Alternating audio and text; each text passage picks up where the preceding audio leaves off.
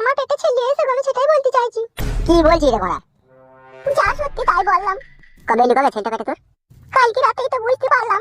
মাকে বললি? না বলিনি, তোমাকেই প্রথমে বললাম। ছেলে হলে একটা বিশাল খরচা বেরিয়ে যাবে রে। দুধ কিনতে হবে, ডাক্তার পানি আছে, আবার যদি হসপিটালে সিজার করি হয় সেখানেও 15-20 হাজার টাকা খরচা হবে।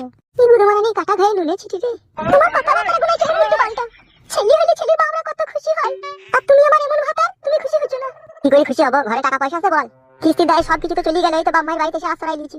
ভাগ্যে বাম্মাই ঘরটা দিলে বলি রাতে মাথা গোজা ঠাইটা পেলাম। সেই বাম্মাকে যদি বলি 10-20 হাজার টাকা ধার দিতে, তারা কি দিবে? আমার তো মনে হয় না যে দিবে। তারা না দিলে তোমাকে জোগাড় করতে হবে, তোমাকে ব্যবস্থা করতে হবে। তুমি যেহেতু ছেলের বাপ। এই ছেলে কবে হবে কবে মনে হয়েছে তোর? ছেলের বাপ হবে তুমি, আর এইদিকে তোমার কোনো খোঁজ খবর নাই বলো। কবে ছেলেটা হবে সেটা বল বাড়া। আমি কি আগে ছেলের বাপ হয়েছি তাই সবকিছু আগে থেকে জেনে বসে থাকবো? এই তো প্রথম হচ্ছে। কি লাচুদা গাল দিবি না লো। জানো না ছেলে কবে হয়? এই তো কালকে রাতে ছেলেটা পেটে এলো। 9 মাস পর ছেলেটা হবে। আর এই 9 মাসের মধ্যে তুমি টাকা পয়সা জোগাড় করতে পারবে না? করতে হবে, এখন আর কি করার আছে দাদা? বৌমা গো, ও তুই ঘরে আছিস? হ্যাঁ মা, আয় আয় আয়। বৌমা গো, আমি একবার শিপাদের বাড়ি চললাম। দেখবে রান্নাঘরে পিরিং শাক আছে, পিরিং শাকটাকে 4টা আলু কেটে একটু চচ্চড়ি করবে। বেশ মা বেশ। আর ফুটে লেগে একটা ডিম ভাজবে। আমি ডিম খাবো না মা, একটু অ্যালার্জি হচ্ছে আমার, চুলকুনি হচ্ছে। পিকিরে তোর অ্যালার্জি হয়েছে তো হোমিওপ্যাথি ওষুধ আনছিস না?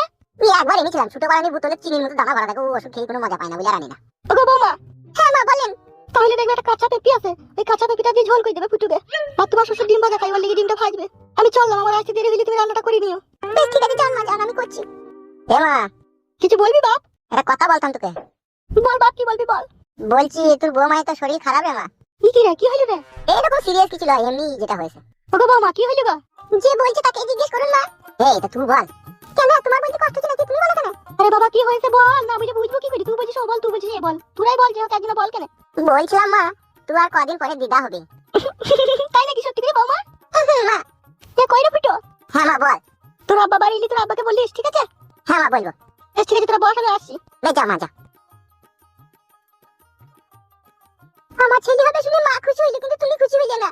খুশি আবার কি হবে মাগি? নাই ভেবে লাগবে নাকি আমি? বালমুখী ছুরি লড়াই দিতে দিতে 1 মাস 1.5 মাস পর একবার। ছেলে হওয়াটাই আমার কাছে সন্দেহজনক। কি বললে তুমি? ছেলে হওয়াটা সন্দেহজনক? তোর সাথে আমার যেদিন থেকে বিয়ে হয়েছে সেদিন থেকে তো তোমার সাথে ভালো ব্যবহার একটাও করিসনি। বিয়ের পর 3 মাস পালিয়ে গেলি মায়ের বাড়ি। ফোন করে করে ডেকে ডেকে ডেকে ডেকে আলান্ত হয়ে গিয়ে পাটি আটি লিগে তোকে নিয়ে এলাম। সেই বউ তো তুই আমার। নিজের ইচ্ছা মতো স্বামীর কাছে এসে সেই বউ তো তুই আমার। মন গেলে কইতে দিস না, মন গেলে দিস না, সেই বউ তো তুই আমার। সন্দেহ তো স্বাভাবিকভাবে থাকারই কথা। তাহলে ছেলেটাকে লিয়ার দরকার নাই, কালকে নিয়ে যাবে, সিজার করে বাই করে দেবো ছেলেটাকে। কি কালকে ছেলেটাকে বাই করে দিবে? তোমার তো এখন থেকেই মনে সন্দেহ। তাহলে ওই ছেলেকে পৃথিবীর আলো দিকে বাই কি করবো? হলো মাগি, ছেলেকে সন্দেহ নয়, সন্দেহ তোকে। ছেলের আর কি দোষ? সে তো নিষ্পাপ। ছেলেকে এখন জানে তার মায়ের চরিত্রের কথা বল, তাই ছেলে দোষ দেবো? রান্নাঘরে যা, রান্নাঘরে যা, রান্না করে যা। যা হবে হোক, সে যা আছে ভাগ্যতে দেখা যাবে, যা। বিয়ে করি থেকেই সন্দেহ, বিয়ে করি থেকেই সন্দেহ। এই সন্দেহ তোমার মন থেকে কোনোদিনও যাবে না। জালো রান্নাঘরে বেশি ফিটির ফিটির মারে না, যা না মুখে ঘুষি দেবো আবার। খেলাচুদা মগা পুরুষ, রাত মানে না দিন মানে না, যখন তখন কাপড় তুলে এসে ভরে দেয়। এখন সন্দেহ করছি কাদা কুকুর একটা আমার। নিজে অপার মা কাপুরুষ, ছেলের খরচা হবে বলে ভয়ে দেখুন উল্টো পাল্টা কথা বলছি। মেদি পুরুষ, ভাতার এগুলো ভাতার নামে কলঙ্ক। মাল মারানি মাগে কোথায় কিছু নাই, ছেলে হবে। ছেলেটাই আগে হোক, তারপর ছেলেরও ঘর ভাঙবো, তোরও ঘর ভাঙবো, দেখবে।